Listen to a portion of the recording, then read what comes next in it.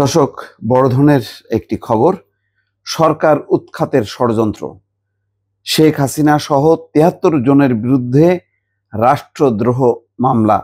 যদিও শেখ হাসিনা দেশে নেই, বাকিরা আছেন কিনা ৭৩ জন, হয়তো দেশে কিছু আছে, বিদেশেও আছে।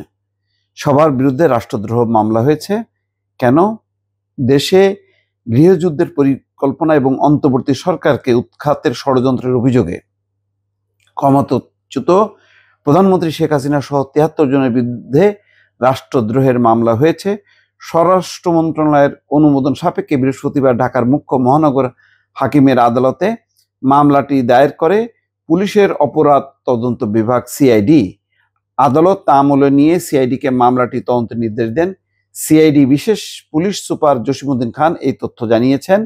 এখানে বলা হচ্ছে, জয় বাংলা ব্রিগেড নামের অনলাইন প্ল্যাটফর্মের মিটিংয়ে গৃহযুদ্ধের পরিকল্পনা করা হয় এবং সেখানে বর্তমান সরকারকে উৎখাতের ষড়যন্ত্র ছিল এই আলোচনায়।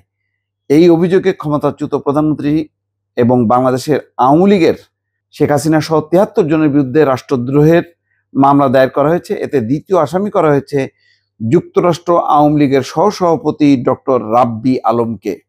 এছাড়া অনলাইন মিটিংয়ে অংশগ্রহণকারী আরও ৫০৩ জনকেও আসামি করা হয়েছে। তার মানে এই জয় বাংলা ব্রিগেড, তার মানে লম্বা সময় ধরে তারা এই কার্যক্রম চালাচ্ছিল।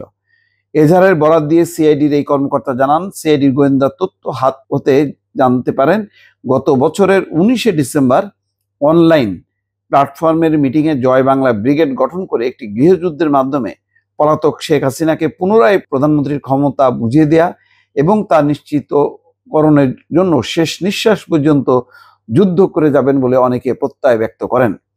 মোট ৫৭৭ জন অংশগ্রহণকারী দেশে বিদেশের বিভিন্ন স্থান থেকে উক্ত জুম মিটিংয়ে অংশগ্রহণ করেন এবং শেখ হাসিনার সমস্ত নির্দেশ পালন করার ব্যাপারে একমত পোষণ করেন।